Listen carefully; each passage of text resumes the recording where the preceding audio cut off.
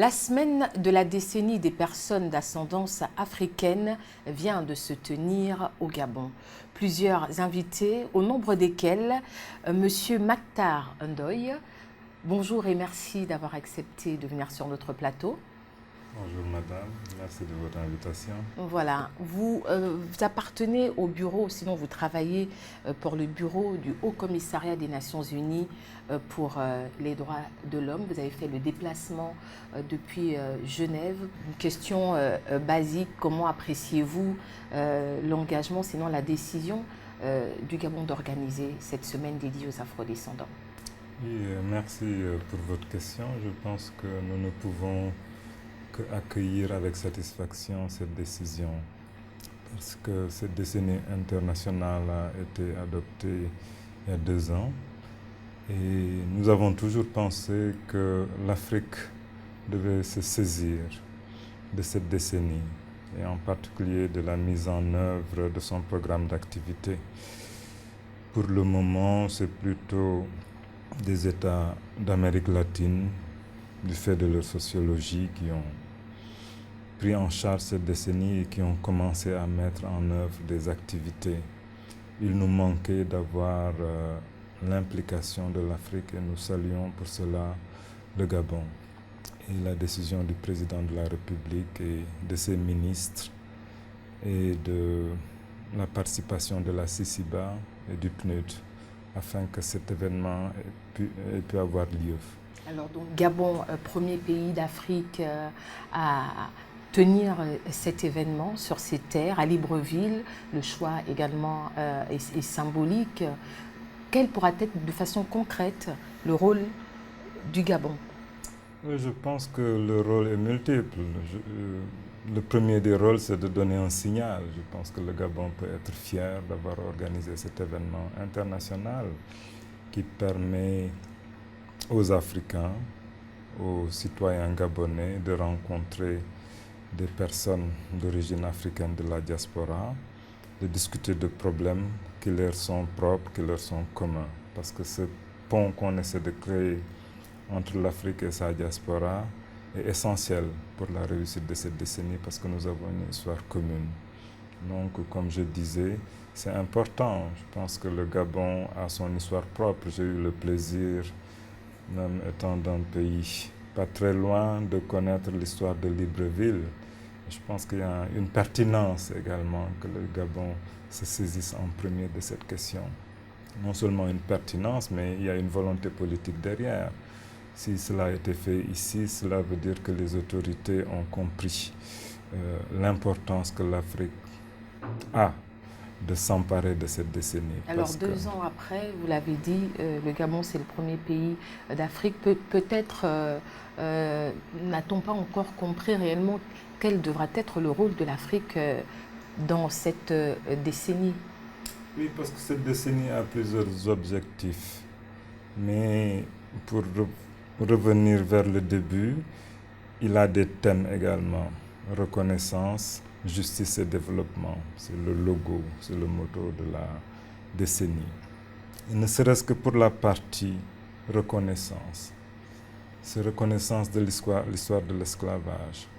Et reconnaissance de la contribution des Noirs dans le développement mondial.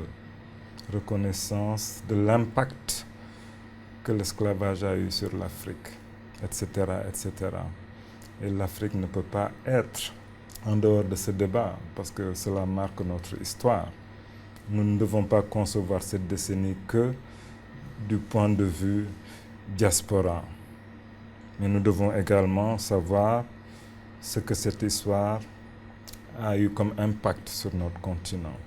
Donc ça, c'est la partie reconnaissance. Mais il y a la partie développement également. Parce que pourquoi cette décennie? Elle part du constat que les populations africaines, là je mets africaines, et les populations d'ascendance africaine sont les plus marginalisées au monde. Quand on voit la carte de la pauvreté, on peut apposer la carte de l'Afrique et la carte des pays où les afrodescendants sont les plus nombreux. Cela veut dire quelque chose. Et pour avancer dans le monde où on est, il faut y aller ensemble parce qu'on a un lien filiale avec les afrodescendants, mais on a des intérêts communs. Ça veut dire qu'on est là sur une réflexion du passé, du présent et comment construire l'avenir ensemble pour reprendre justement cette phrase. Vous l'avez bien analysé et dans ma présentation de ce matin, je disais que la décennie n'était pas que pour le passé.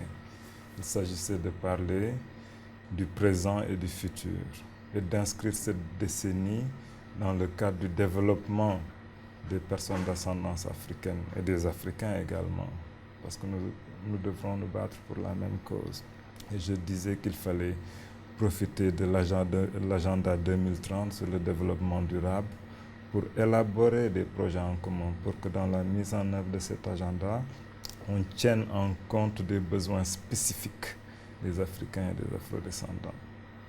Donc, d'où l'importance, que je répète, de la décision du Gabon d'accueillir cette importante conférence. Une mise en œuvre qui ne va pas être facile parce que ces peuples qui se retrouvent par ce lien qu'est l'Afrique ont quand même été séparés, ont des histoires différentes, des réalités différentes aussi. Donc il va falloir d'abord ces retrouvailles. Oui, mais on a une réalité commune, c'est la pauvreté et des fois la marginalisation. Je veux dire, nous les considérons comme faisant partie de nous. L'Union africaine a décidé que la diaspora est la 6e région d'Afrique, si je ne me trompe. Et nous avons le devoir d'une solidarité mutuelle. Et nous avons nos problèmes auxquels aussi les afrodescendants peuvent contribuer. L'échange est dans les deux sens. L'échange est dans les deux sens. Les réalités, c'est vrai. Un noir d'Amérique latine n'a pas forcément les mêmes préoccupations qu'un noir d'Afrique. Mais la situation économique est souvent la même. Et n'oublions pas qu'en parlant d'afrodescendants, nous pensons aussi à nos frères qui sont juste migrants en Europe et qui subissent, ou ailleurs, je ne veux pas cibler particulièrement, mais qui ont les mêmes contraintes. Une discrimination. Bien entendu. Vous qui travaillez justement au bureau du Haut Commissariat pour les droits de l'homme. Oui. Je veux dire que ce soit un immigrant ou un afrodescendant appartenant à un pays, je pense que les discriminations sont les mêmes. On est les plus représentés dans les prisons, on a la plus mauvaise qualité d'éducation, on a les mêmes problèmes dans l'accès à la santé et aux services sociaux. C'est la réalité des Africains et des Afrodescendants en général à l'extérieur. Mais bon, dans notre continent aussi, nous avons nos problèmes que nous devons régler, bien entendu. On ne peut pas l'ignorer. Alors l'événement s'est achevé, vous repartez avec certainement beaucoup de points à relever. Quelle issue attendez-vous dans l'avenir, je ne vais pas dire immédiat, mais tout de même du Gabon qui vient de donner ce signal fort? Je pense que dans notre démarche, il faut toujours assurer un suivi, parce qu'il ne s'agit pas d'organiser un événement et de se dire au revoir.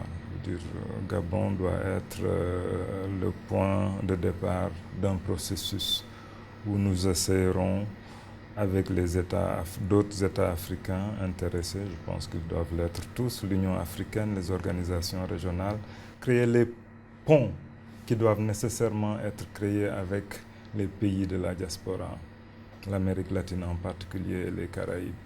Ce pont à partir du Gabon doit être créé. C'était un des objectifs de cette conférence, de mettre ces deux groupes d'un côté et l'autre de l'Atlantique, de se rencontrer d'abord, mais d'élaborer des projets communs, parce que c'est ça, je veux dire, on recrée les liens, on les revitalise en ayant des projets ensemble. C'est que nous tous en Afrique, nous avons certainement notre manière d'appréhender les afrodescendants avec nos stéréotypes. Ce matin, on discutait, il y a une dame de la diaspora qui disait qu'elle n'apprécie pas du tout qu'on lui dise qu'elle est fille d'esclave. Ce sont des mots blessants et on blesse des gens avec qui on vient de la même souche. Je pense que de leur côté ici, ils ont leur manière de voir les Africains. Je pense que beaucoup d'entre eux, ou certains en tout cas, pense que nous les avons vendus pour être simples, même si la raison est plus complexe. Il faut reconstruire tout ça. Oui, il faut refaire un discours. Je pense qu'un des objectifs de la décennie, c'est de tordre le cou à des vérités qui n'en ont jamais été. Il faut décoloniser les concepts. Il faut réécrire. Et un des objectifs de cette décennie, c'est effectivement de s'attaquer au manuel scolaire, au manuel d'histoire, à comment l'esclavage, la jeunesse, la déportation et la partie éducative qui est importante. C'est pour ça qu'on travaille beaucoup avec l'UNESCO. On a beaucoup de projets, mais il y a des enjeux. Et je pense qu'on devrait en parler. Monsieur Mactar Ndoye, merci d'être venu et merci pour tous ces éclairages. Il ne nous reste plus qu'à nous donner rendez-vous pour la prochaine semaine, on va dire. La prochaine semaine, je pense que sans dévoiler un secret, les autorités ont déjà exprimé l'intérêt de nous recevoir encore au Gabon. Mais je pense que dès que les autres États sauront que vous les avez devancés, peut-être que... Le temps est donné, on va dire. Il y aura peut-être de la concurrence. Parce qu'ils ne voudront pas vous laisser faire tout le travail seul. Mais en tout cas, nous sommes ravis et reconnaissants aux autorités, à la CICIBA, au PNUD, d'avoir pris cette initiative. Parce que le débat commençait à s'installer à nos niveaux, en tout cas dans les instances gouvernementales, de se dire, mais qu'est-ce que les Africains font? Leur décennie est la leur aussi. Et le Gabon nous sauve presque. Bon retour à Genève en Suisse. Je vous en prie, merci. Et à vous, merci d'avoir suivi cet entretien. Restez sur Gabon 24.